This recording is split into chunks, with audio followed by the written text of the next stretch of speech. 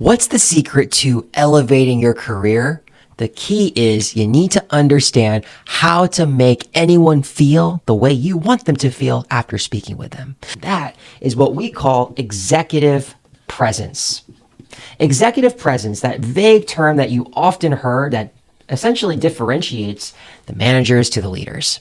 Now, how do you get this? Well, let me walk you through a 3-step process. Let's imagine that we're in a 30-minute meeting with another executive. And our goal is to build rapport, connection with them so that they're going to want to work with us again. So what might you do? The first thing, within the first 5 minutes of the meeting, I want you to speak up. I want you to speak up. If you're in a room with multiple executives or multiple directors and you feel like you're the lowest person on the totem pole, how might you speak up? Well, the best way to do that is to paraphrase what you hear.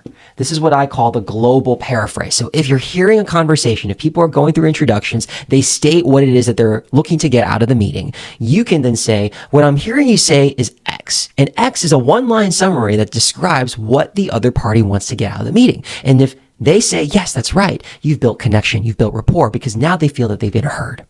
Okay? So that's the first thing. You want to speak up. And the moment you can seek for clarity in the conversation is the moment everyone will thank you. The second thing I want you to do, and this happens within the first 15 minutes of conversation, is to get them talking. Get the other side talking. How do you do this? What you can do is uncover their motivations, uncover what they need and why. So what you do is you ask questions that start with what, how, and why.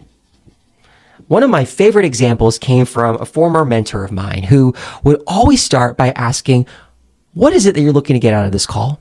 Why?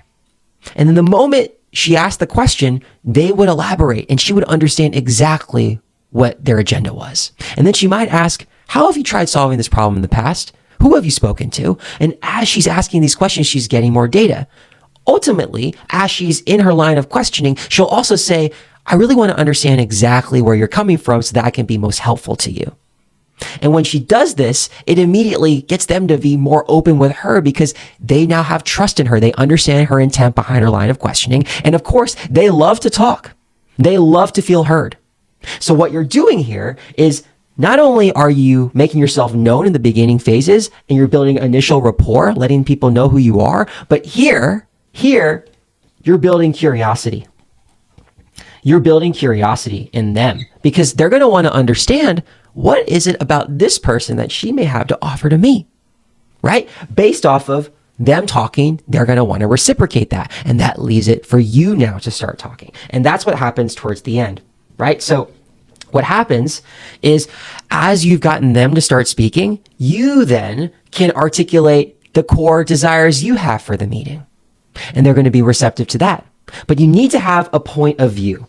Okay. So whenever you go into a meeting and they're going to ask you for your opinion of something, state the opinion. Give them a clear point defining why it is that you believe the way you believe. And one of the ways that you can express yourself and your opinion super clearly is if you use a framework of speaking. And that framework, you've heard me say before, I'm going to say it again. It's called PREP. It stands for point, reason, example, point. If you were to give a one-line sentence up front that describes exactly what you believe in, and then a 1 to 2 line summary as to why you believe in that. You don't even need to give the example unless you feel like it's absolutely necessary, but the point and the reason alone are enough to succinctly articulate your point of view.